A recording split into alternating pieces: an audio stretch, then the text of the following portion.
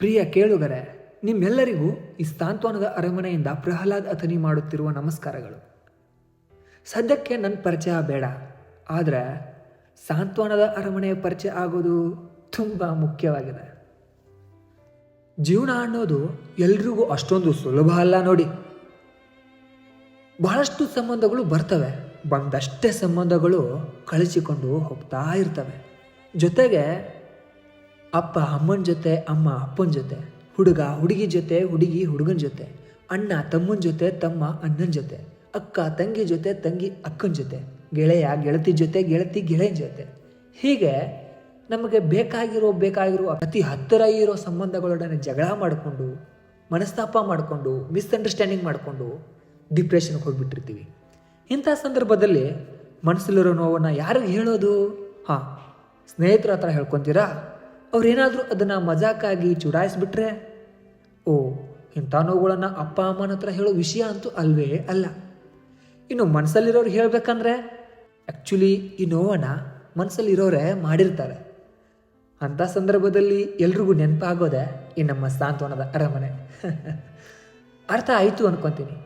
ಅಂದರೆ ಈ ಪ್ರಪಂಚದಲ್ಲಿ ನಮ್ಗೆ ಯಾರೂ ಇಲ್ಲ, ನಮ್ಮಲ್ಲಿರೋ ನೋವು ಯಾರಿಗೆ ಹೇಳೋದು, ನಮ್ಮ ಜೊತೆ ಅಂತ ಯಾರೂ ಇಲ್ಲ, ನಮ್ಮ ನೋವು ಕೇಳೋರು ಯಾರೂ ಇಲ್ಲ, ಒಂದೆರಡು ಸಮಾಧಾನ ಮಾತಾದರೂ ಯಾರು ಕೇಳ್ತಾರೆ, ಎಲ್ಲಿಂದ ಕೇಳಿ ಅಂತ ನಿಮ್ಗೆ ಅನಿಸುತ್ತೋ ಅಥವಾ ಯಾರು ಅನಿಸುತ್ತೋ ಅಂಥ ಸಂದರ್ಭದಲ್ಲಿ ಅವ್ರಿಗೆ ನೆನಪಾಗೋದೇ ಸಾಂತ್ವನದ ಅರಮನೆ.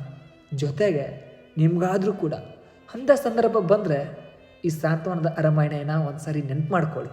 ಖಂಡಿತ ನಿಮ್ಮ ಒಂದು ನೋವಿಗೆ ಫೈನಾನ್ಸಿಯಲಿ ಸಪೋರ್ಟ್ ಮಾಡದೆ ಇದ್ದರೂ ಕೂಡ ಅಥವಾ ಫೈನಾನ್ಸಿಯಲ್ ಸಪೋರ್ಟ್ ಮಾಡೋಕ್ಕಾಗದೆ ಇದ್ದರೂ ಕೂಡ ನನ್ನೊಂದೆರಡು ಮಾತುಗಳಿಂದ ನಿಮ್ಗೇನು ಸಮಾಧಾನ ಹೇಳಬೇಕು, ಸಾಂತ್ವನ ಹೇಳಬೇಕು ಅಷ್ಟು ಮಾತ್ರ ನಾನು ಮಾಡ್ತೀನಿ. ಅದನ್ನ ಮಾಡ್ತಾನೆ ಏನೋ ನಿಮ್ಮ ಪ್ರೀತಿ ಆಶೀರ್ವಾದದಿಂದ ಈ ಒಂದು ಕಾರ್ಯಕ್ಕೆ, ಈ ಒಂದು ಪೇಜ್ಗೆ ಸಾಂತ್ವನದ ಅರಮನೆ ಅಂತ ಒಂದು ಹೆಸರು ಕೊಟ್ಟಿದ್ದೀನಿ. ಕೇಳೋಕ್ಕೂ ಚೆನ್ನಾಗಿದೆ, ಕಾರ್ಯನ ಚೆನ್ನಾಗಿ ಮಾಡ್ತಿದೆ ಅಂತ ಭಾಳಷ್ಟು ಜನ ಹೊಗಳ್ತಾರೆ, ಕಮೆಂಟ್ ಕೂಡ ಹಾಕ್ತಾರೆ, ಕಾಲ್ ಮಾಡಿದಾಗೂ ಕೂಡ ಹೇಳ್ತಾರೆ. ಸೊ ನಿಮ್ಮ ಪ್ರೀತಿ ಪ್ರೋತ್ಸಾಹ ಎಲ್ಲಿವರೆಗೂ ಇರುತ್ತೋ ಅಲ್ಲಿವರೆಗೂ ಕೂಡ ಎಲ್ಲರ ನೋವಲ್ಲೂ ಕೂಡ ನಾನು ನಿಮ್ಮೊಂದಿಗೆ ಇರ್ತೀನಿ ಅಂತ ಹೇಳ್ತೀನಿ. ಇನ್ನು ಸದ್ಯಕ್ಕೆ ನನ್ನ ಪರಿಚಯ ಏನೂ ಬೇಡ, ಮುಂದಕ್ಕೆ ಹೋದಂಗೆ ಗೊತ್ತಾಗತ್ತೆ. ಇದು ನಿಮ್ಮ ನೆಚ್ಚಿನ ಸಾಂತ್ವನದ ಅರಮನೆಯ ಒಂದು ಮೊದಲನೇ ಎಪಿಸೋಡ್ ಅಂತ ಅಂದ್ಕೊಳ್ಳಿ. ಇದರಲ್ಲಿ ನಾನು ನಿಮ್ಮ ಜೊತೆ ಹಂಚ್ಕೋಬೇಕಾಗಿರೋದೇನೆಂದರೆ, ಇಲ್ಲ ಅನ್ನೋದ್ರಲ್ಲೇ ಎಲ್ಲ ಅಂತಕ್ಕಂಥದ್ದು. ಹೀಗೆ ಖಾಲಿ ಕೂತಾಗ ಅವಾಗವಾಗ ಏನೇನೋ ಬರಿತಾ ಇರ್ತೀನಿ. ನಾನೇನು ದೊಡ್ಡ ಕವಿ ಬರಹಗಾರ ಅಲ್ಲ, ಆದರೂ ಕೂಡ ಸ್ವಲ್ಪ ಬುಕ್ ಓದೋ ಹವ್ಯಾಸ, ಆ ಕಡೆ ಈ ಕಡೆ ಪ್ರವಚನ ಕೇಳೋ ಅಭ್ಯಾಸ, ಅವೆಲ್ಲನೂ ಕೇಳಿದ್ಮೇಲೆ ನನಗೆ ಅನಿಸಿರೋದನ್ನು ಆವಾಗವಾಗ ಬರಿತಾ ಇರ್ತೀನಲ್ಲ.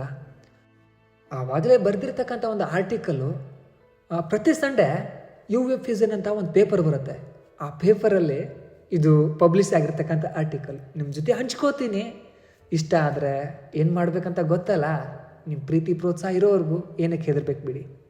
ಅದಕ್ಕಿಂತ ಮುಂಚೆ ಒಂದೊಳ್ಳೆ ಸಾಂಗ್ ಹಾಕ್ತೀನಿ, ಕೇಳ್ಕೊಂಡು ಬರೋಣ ಬನ್ನಿ. ಒಂದು ಪ್ರೇಮಿಗಾಗಿ ಪ್ರೇಮಿಯೊಬ್ಬ ಇರದ ಕ್ಷಣ, ಈ ತಿರುಗು ಭೂಮಿ ತಿರುಗದೆಂದು ಒಂದು ಕ್ಷಣ, ಇಲ್ಲಿ ಸನಿಹ ಉಂಟು ವಿರಹ ಉಂಟು ಪ್ರತಿದಿನ, ಪ್ರತಿ ಹೆಜ್ಜೆಯಲ್ಲೂ ಕಾಯಬೇಕು ಮನ.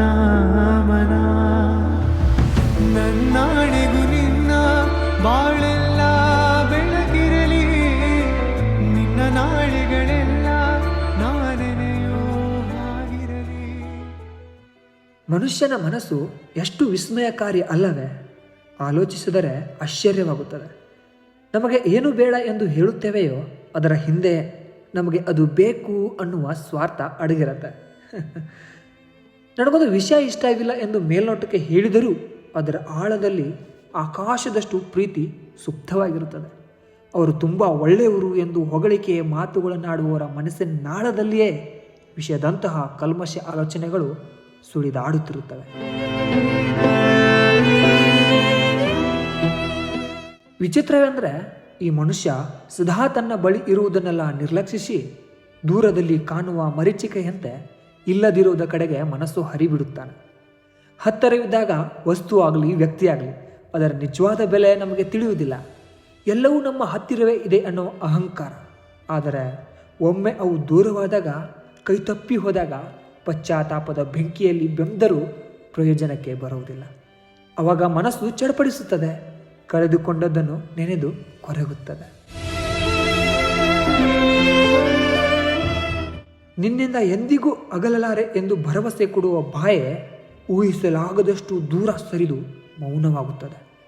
ನೀನೇ ನನ್ನ ಪ್ರಪಂಚ ಎಂದು ಪ್ರೀತಿಯಿಂದ ಹೇಳುವ ವ್ಯಕ್ತಿಗಳೇ ಇನ್ನೊಂದು ಸಂದರ್ಭದಲ್ಲಿ ಈ ಪ್ರಪಂಚದಲ್ಲಿ ನೀನು ಯಾರು ಎಂದು ತಿರಸ್ಕಾರದಿಂದ ಪ್ರಶ್ನಿಸುವಷ್ಟು ಬದಲಾಗುತ್ತಾರೆ. ಉಸಿರಿರುವ ತನಕ ನಾನು ನಾನಾಗಿಯೇ ಇರುತ್ತೇನೆ, ಬದಲಾಗುವುದಿಲ್ಲ ಎಂದು ಗಟ್ಟಿಯಾಗಿ ನುಡಿದವರೇ ಮರುಕ್ಷಣದಲ್ಲಿ ಅನಿರೀಕ್ಷಿತವಾಗಿ ರೂಪಾಂತರಗೊಳ್ಳುತ್ತಾರೆ. ನಂಬಿಕೆ ಎನ್ನುವ ಅಮೂಲ್ಯ ಆಯುಧವನ್ನು ನಮ್ಮ ಕೈಗೆ ಕೊಟ್ಟು ಆಳವಿಲ್ಲದ ನಡು ಸಮುದ್ರದಲ್ಲಿ ಮುಳುಗುವಂತೆ ಕೈಬಿಟ್ಟು ಹೊರಟು ಹೋಗುತ್ತಾರೆ. ತಪ್ಪುಗಳನ್ನು ಮರೆತಿದ್ದೇವೆ ಎಂದು ಹೇಳಿಕೊಳ್ಳುವ ಜನರೇ ಆಂತರ್ಯದಲ್ಲಿ ಕ್ಷಮಿಸುವುದಿಲ್ಲ. ಒಂದು ವೇಳೆ ಕ್ಷಮಿಸಿದರೂ ಆ ತಪ್ಪುಗಳನ್ನು ಮಾತ್ರ ಮರೆಯಲು ಸಾಧ್ಯವೇ ಇಲ್ಲ. ನಿನ್ನ ಸಮ್ಮುಖದಲ್ಲಿ ನಿನಗೆ ಮುಖಸ್ತುತಿ ಮಾಡುವ ಜನರೇ ನಿನ್ನ ಬೆನ್ನ ಹಿಂದೆ ನಿಂದಿಸುತ್ತಾರೆ. ಪ್ರೀತಿಯೇ ಜೀವನದ ಮುಖ್ಯ ಆಧಾರ ಎಂದು ಬೋಧಿಸುವವರ ಮನಸ್ಸಿನಲ್ಲಿ ಕಾಮನೆ ಮನೆ ಮಾಡಿರುತ್ತದೆ. ಆದರೆ ಕಾಮನೆ ಸರ್ವಸ್ವ ಎಂದು ಬದುಕುವ ವ್ಯಕ್ತಿಯ ಮನಸ್ಸಿನಲ್ಲಿ ಅಚ್ಚರಿಗೊಳಿಸುವಷ್ಟು ಪ್ರೀತಿಯ ಸೆಲೆ ತುಂಬಿರುತ್ತದೆ. ಜೀವನದಲ್ಲಿ ಮನುಷ್ಯರು ಇನ್ನೊಬ್ಬರೊಂದಿಗೆ ಕಾಲ ಕಳೆಯಲು ಬಯಸುವುದು ಅವರು ನಮ್ಮ ತಪ್ಪುಗಳನ್ನು ಮರೆತು ಬಿಡ್ತಾರೆ ಎನ್ನುವ ನಿರೀಕ್ಷೆಯಿಂದಲೇ ಹೊರತು ನಮ್ಮ ತಪ್ಪುಗಳನ್ನು ಕ್ಷಮಿಸುತ್ತಾರೆ ಎನ್ನುವ ಉದಾತ್ತ ಭಾವನೆಯಿಂದಲ್ಲ. ತಮಗೆ ಅವಶ್ಯಕತೆ ಇದ್ದಾಗ ಅಂಗಲಾಚಿ ಸಹಾಯಕ್ಕಾಗಿ ಕೈ ಚಾಚುವ ಜನರೇ ಆ ಅವಶ್ಯಕತೆ ಮುಗಿದ ಅನಂತರ ಅದೇ ಕೈಯನ್ನು ನಮ್ಮ ವಿರುದ್ಧ ಮೇಲಕ್ಕೆತ್ತಿ ತಿರುಗಿ ಬೀಳುತ್ತಾರೆ. ಒಟ್ಟಿನಲ್ಲಿ ಹೇಳುವುದಾದರೆ ಈ ಜಗತ್ತಿನಲ್ಲಿ ಇರುವುದೆಲ್ಲವೂ ನಮ್ಮದೇ ಎಂದು ಭಾಸವಾದರೂ ನಿಜವಾಗಿ ಯಾವುದೂ ನಮ್ಮದಲ್ಲ. ಇಲ್ಲಿ ಕಾಣುವ ಮನುಷ್ಯರೆಲ್ಲ ನಮ್ಮವರೇ ಎಂದು ಅನ್ನಿಸಿದರೂ ಆಳವಾಗಿ ನೋಡಿದರೆ ಯಾರೂ ನಮ್ಮವರಲ್ಲ. ಸತ್ಯವೇನೆಂದರೆ ಇಲ್ಲಿ ಶಾಶ್ವತ ಎನ್ನುವುದು ಯಾವುದೂ ಇಲ್ಲ. ಎಲ್ಲವೂ ಕ್ಷಣಿಕ, ಎಲ್ಲವೂ ಬದಲಾವಣೆ ಹೊಂದುವಂಥದ್ದು.